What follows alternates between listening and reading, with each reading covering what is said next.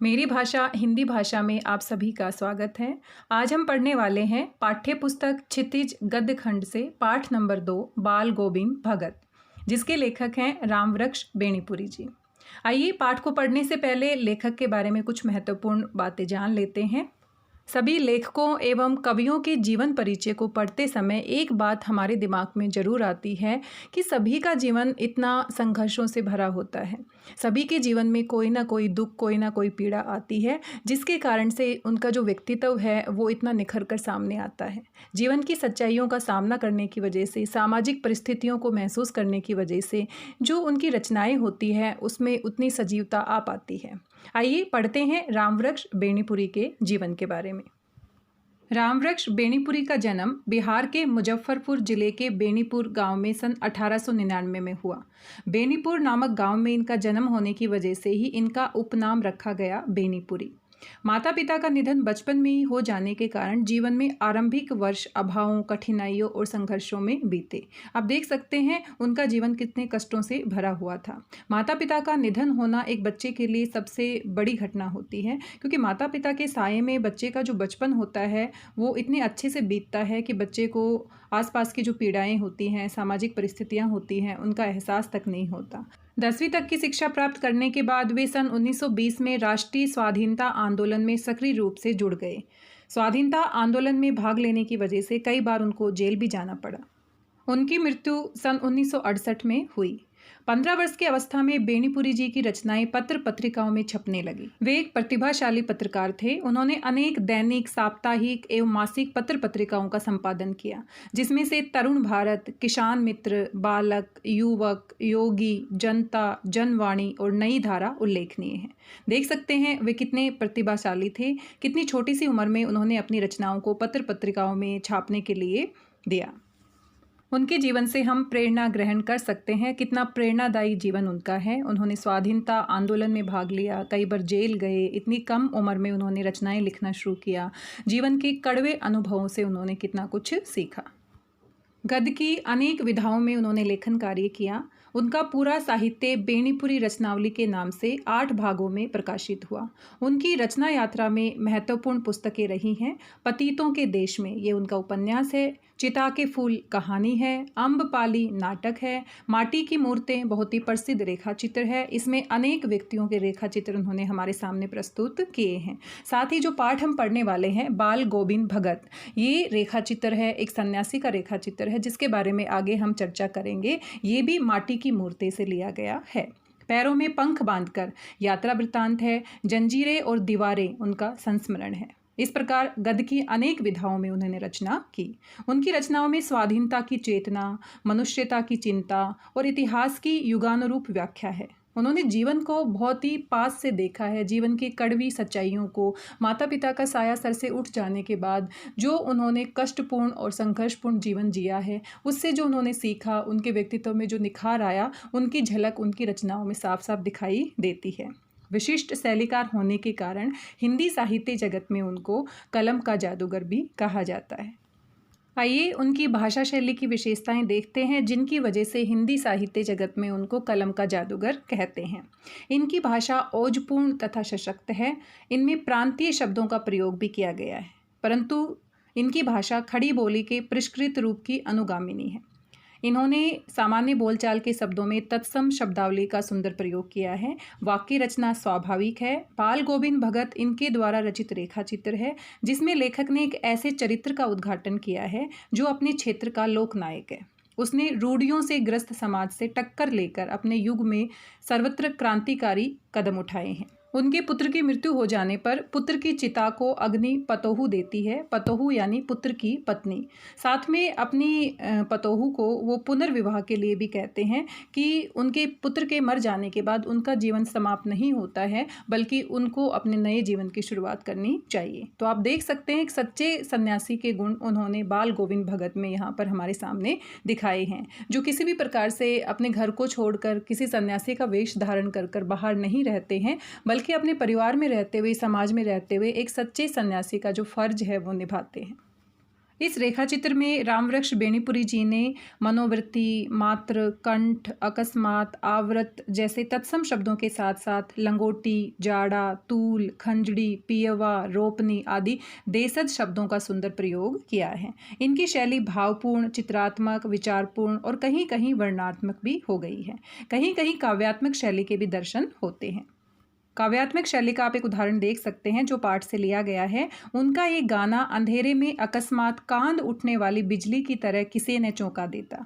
आषाढ़ माह के आगमन का वर्णन बड़ी ही सजीवता के साथ किया है। उदाहरण के लिए पंक्ति आप देख सकते हैं। आषाढ़ की रिमझिम है, समूचा गांव खेतों में उतर पड़ा है, कहीं हल चल रहे हैं, कहीं रोपनी हो रही है। रोपनी यानी धान की रोपाई करना।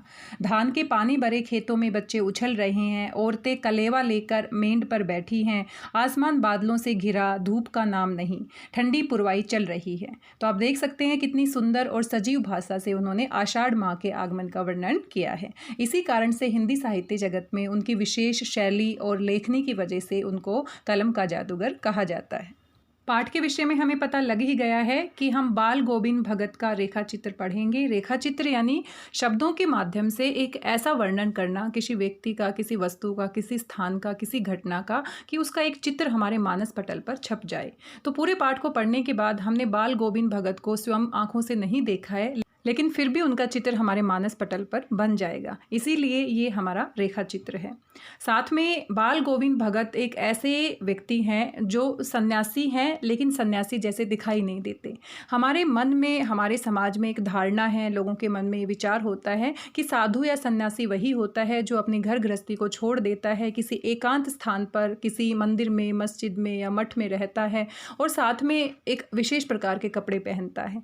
लेकिन इस पाठ में रामवृक्ष बेनीपुरी जी ने एक सच्चे सन्यासी का रेखा चित्र हमारे सामने प्रस्तुत किया है। वो किसी भी तरीके से सन्यासी दिखाई नहीं देते हैं, अपने परिवार के साथ रहते हैं, अपने बेटे और बहू के साथ रहते हैं, समाज में आसपास के लोगों के साथ मिलजुल कर रहते हैं, सबकी मदद करते हैं और एक सच्चे सन्यासी के जो गुण होते हैं वो सभी गुण उनमें दिखाए गए हैं।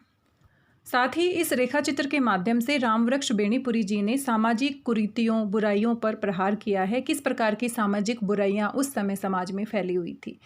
ग्रामीण जीवन का इतना सुंदर और सजीव चित्रण हमारे सामने प्रस्तुत किया है कि पाठ को पढ़ने के बाद हमें ऐसा लगता है कि हम खुद किसी गांव में पहुंच गए हैं। इस प्रकार हमने रामवृक्ष बेनीपुरी जी के जीवन के बारे में जाना और साथ में पाठ के बारे में जाना कि पाठ किस विषय पर है। आइए पाठ को पढ़ते हैं और देखते हैं किस प्रकार का वर्णन, किस प्रकार की सुंदर भाषा का प्रयोग रामवृक्ष बेनीपुरी जी ने किया है। पाठ नंबर 2, बाल गोविंद भगत। लेखक रामवृक्ष बेनीपुरी जी। आइए देखते हैं किस तरह से हमारे पाठ की शुरुआत होती है। बाल गोविंद भगत मंझोले कद के गोरे चिट्टे आदमी थे। मंझोले यानी ना ज़्यादा लंबा और ना ज़्यादा छोटा, बीच के कद के आदमी थे। 60 के ऊपर के ही होंगे, उम्र 60 से ज़्यादा थी। बाल पक गए थे, लंबी दाढ़ी या जटाजूट तो नहीं रखते थे, किंतु हमेशा उनका चेहरा सफ़ेद बालों से ही जगमग किए रहता। कपड़े बिल्कुल कम पहनते, कमर में एक लंगोटी मात्र और सिर में कबीर पंथियों की सी कनपटी टोपी, यानी कबीर दास जी जिस प्रकार की टोपी पहनते थे वैसे वो टोपी पहनते थे और एक लंगोटी पहनते थे। जब जाड़ा आता, जाड़ा यानी सर्दी, जब जाड़ा आता एक काली कमली ऊपर से ओढ़े रहते। कमली यानी कंबल। मस्तक पर हमेशा चमकता हुआ रामानंदी चंदन जो नाक के एक छोर से ही औरतों के टीके की तरह शुरू होता। गले में तुलसी की जड़ों की एक बेडोल माला बांधे रहते। ऊपर की तस्वीर से नहीं माना जाए कि बाल गोविंद भगत साधु थे, नहीं, बिल्कुल गृहस्थ। उनकी गृहिणी ही तो मुझे याद नहीं, उनके बेटे और पतोहू को तो मैंने देखा था। थोड़ी खेती बाड़ी भी थी, एक अच्छा साफ सुथरा मकान भी था। तो यहाँ पर रामवृक्ष बेनीपुरी जी हमें खुद बाल गोविंद भगत के बारे में बता रहे हैं कि मुझे उनकी गृहिणी याद नहीं आती, यानी कि उनकी पत्नी उन्होंने नहीं देखी, लेकिन उनके बेटे और बहू को देखा है।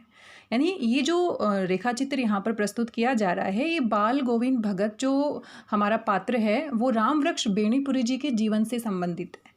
बाल गोविंद भगत को लेखक ने अपने बचपन में देखा था और किस प्रकार वो दिखाई देते थे, किस प्रकार के कार्य करते थे, कैसा उनका परिवार था, वो सारी बातें वो हमारे सामने यहाँ पर पाठ के माध्यम से प्रस्तुत कर रहे हैं। साथ में उन्होंने लिखा है थोड़ी खेती बाड़ी भी थी, यानी कि बाल गोविंद भगत थोड़ी खेती बाड़ी भी करते थे और एक अच्छा साफ सुथरा मकान भी उनके पास था। तो ये सारा जो यहाँ पर रेखा चित्र हमारे सामने उनके बारे में खींचा गया है, इस सब को पढ़ने के बाद हमारे मन में एक बात तो साफ साफ आती है कि वे गृहस्थ आदमी दिखाई दे रहे हैं, किसी प्रकार के साधु दिखाई नहीं दे रहे। क्योंकि जहाँ तक सामाजिक धारणा होती है, सामाजिक मान्यताएं होती हैं, लोगों का मानना है कि जो व्यक्ति साधु के वेश को धारण करता है और घर परिवार को छोड़कर अलग रहता है वही साधु होता है। लेकिन यहाँ पर बाल गोविंद भगत के बारे में ऐसा कोई भी बात हमें दिखाई नहीं दे रही है जिससे कि वो साधु जैसे लगे। वो बिल्कुल कैसे दिखाई दे रहे हैं, गृहस्थ आदमी की तरह दिखाई दे रहे हैं। पाठ की इन पंक्तियों को पढ़ने के बाद एक प्रश्न सीधा सीधा बन जाता है, बाल गोविंद भगत की चारित्रिक विशेषताओं के बारे में बताइए। वो देखने से तो साधु नहीं लगते थे, लेकिन फिर भी ऐसी कौन सी विशेषताएं हैं जिनके माध्यम से रामवृक्ष बेनीपुरी जी ने उनको साधु कहा है। तो इसका उत्तर हमें इन पंक्तियों में मिल जाता है। आगे बढ़ते हैं। किंतु खेती बाड़ी करते, परिवार रखते भी बाल गोविंद भगत साधु थे, साधु की सब परिभाषाओं में खरे उतरने वाले। यानी खेती बाड़ी करते थे, परिवार में रहते थे, लेकिन फिर भी वो एक गृहस्थ ना लगकर साधु की तरह दिखाई देते थे। कबीर को साहब मानते थे, यानी बाल गोविंद भगत कबीर दास जी की मान्यताओं को मानने वाले थे, उनको वो अपना गुरु मानते थे। उन्हीं के गीतों को गाते, उन्हीं के आदेशों पर चलते, कभी झूठ नहीं बोलते, खरा व्यवहार रखते, किसी से भी दो टूक बात करने में संकोच नहीं करते। दो टूक बात करना यानी साफ साफ कहना, किसी के भी मुंह पर साफ साफ बात कह देते थे। न किसी से खाम खा झगड़ा मोल लेते, खाम खा मतलब बिना वजह के, किसी की चीज नहीं छूते, न बिना पूछे व्यवहार में लाते। इन नियम को कभी कभी इतनी बारीकी तक ले जाते कि लोगों को कुतूहल होता। कुतूहल होना यानी कि जिज्ञासा होना, उनके बारे में जानने की कोशिश करना। कभी वे दूसरे के खेत में शौच के लिए नहीं बैठते। यहाँ पर आप देख सकते हैं, पहले गांव में शौच के लिए खुले में जाते थे, आजकल टॉयलेट बन गए हैं घर घर में और समाज बहुत जागरूक हो गया है। साथ में सरकार भी बहुत सारे कार्यक्रम चला रही है। पहले लोगों में इतनी जागरूकता नहीं थी कि शौच बाहर नहीं करना चाहिए, शौच के लिए टॉयलेट का इस्तेमाल करना चाहिए। वे गृहस्थ थे, लेकिन उनकी सब चीज़ साहब की थी। गृहस्थ यानी घर गृहस्थी में रहने वाले थे, लेकिन वो कबीर दास जी के इतने बड़े भक्त थे, उनकी मान्यताओं को मानने वाले थे। उनको लगता था कि जो भी वस्तु उनके पास है वो साहब की है, कबीर जी की है। जो कुछ खेत में पैदा होता, सिर पर लाद कर पहले उसे साहब के दरबार में ले जाते, जो उनके घर से 4 कोस दूर था। एक कबीरपंथी मठ से मतलब, यानी बाल गोविंद भगत के खेतों में जो भी अनाज पैदा होता था, सबसे पहले वो उसको कबीरपंथी मठ में ले जाते थे। वह दरबार में भेंट रूप रख लिया जाता और जो प्रसाद के रूप में उनको दिया जाता उसे घर लाते और उसी से गुजर चलाते। तो आप देख सकते हैं, वो जितना उनको आवश्यकता है उतना ही अनाज अपने पास रखते हैं, बाकी वो कबीरपंथी मठ में दान कर देते हैं ताकि दूसरों के काम आ सके। तो वो एक सच्चे साधु हैं और सच्चे साधु का वेश धारण नहीं किया हुआ है, लेकिन फिर भी वो गृहस्थ होते भी एक सच्चे साधु है। तो यहाँ पर आप देख रहे हैं, इन पंक्तियों में एक और सवाल हमारा बन जाता है, भगत के व्यक्तित्व और उनकी वेशभूषा का अपने शब्दों में चित्र प्रस्तुत कीजिए कि उनके व्यक्तित्व की कौन कौन सी विशेषताएं हैं। तो आप यहाँ पर देख सकते हैं और इसका उत्तर लिख सकते हैं। इन सबके ऊपर मैं तो मुग्ध था उनके मधुर गान पर, जो सदा सर्वदा ही सुनने को मिलते। कबीर के वे सीधे साधे पद जो उनके कंठ से निकलकर सजीव हो उठते। यानी कि बाल गोविंद भगत को गाने का भी शौक था, वे कबीर की वाणी को गाते थे। तो रामवृक्ष बेनीपुरी जी यहाँ पर कहते हैं कि उनके व्यक्तित्व से तो मैं प्रभावित हुआ ही, लेकिन साथ में जो उनका गाना था, जो वो गाते थे, मधुर आवाज़ में जो गाते थे, उनकी मधुर आवाज़ पर रामवृक्ष बेनीपुरी जी मुग्ध थे। आषाढ़ की रिमझिम है, समूचा गांव खेतों में उतर पड़ा है, कहीं हल चल रहे हैं, कहीं रोपनी हो रही है, धान के पानी भरे खेतों में बच्चे उछल रहे हैं, औरतें कलेवा लेकर मेंढ पर जा रही हैं। तो यहाँ पर आषाढ़ मास के आगमन का वर्णन किया गया है। रामवृक्ष बेनीपुरी जी वहाँ पर गाँव का जो वातावरण है उसका वर्णन करते हैं। गांव के लोग खेतों में जाते हैं, खेतों में धान की फसल की रोपाई करते हैं, साथ में बच्चे पानी में उछल कूद करते हैं और औरतें सुबह सुबह का नाश्ता, कलेवा यानी सुबह का नाश्ता लेकर खेतों में जाती हैं। इस चित्र में आप देख सकते हैं बाल गोविंद भगत कैसे दिखाई देते थे, किस तरह के कपड़े पहनते थे और किस तरह से वो गीत गाते थे, कबीर के गीत गाते थे। और बहुत सारे लोग भी आप देख सकते हैं, गाँव के लोग जैसे ही वो गाते थे गली गली में, तो उसके पीछे पीछे हो जाते थे। चित्र में हम देख सकते हैं उन्होंने कबीर दास जी जैसी टोपी पहनी हुई है, साथ में हाथ में बजाने के लिए ढपली जैसा एक यंत्र लिया हुआ है, लंगोटी पहनी हुई है और एक कंबल भी उन्होंने अपने ऊपर डाला हुआ है। पाठ को हम अगले वीडियो में जारी रखेंगे क्योंकि एक वीडियो में पूरे पाठ को पढ़ पाना संभव नहीं है। आज के इस पाठ में हमने रामवृक्ष बेनीपुरी जी के जीवन के विषय में जाना, साथ ही हमने पाठ की शुरुआत की। पाठ की शुरुआत में हमने पढ़ा बाल गोविंद भगत जी कैसे दिखाई देते हैं, किस तरह के कपड़े पहनते हैं और किस तरह का उनका व्यक्तित्व है। आगे की बातें अगले वीडियो में पढ़ेंगे। वीडियो आपको कैसा लगा फीडबैक ज़रूर दीजिएगा। मिलते हैं अगले वीडियो में, आगे के पाठ को जारी रखेंगे। तब तक अपना ध्यान रखिए, पढ़ते रहिए, स्वस्थ रहिए, व्यस्त रहिए, मस्त रहिए। Thank you very much. Thank you.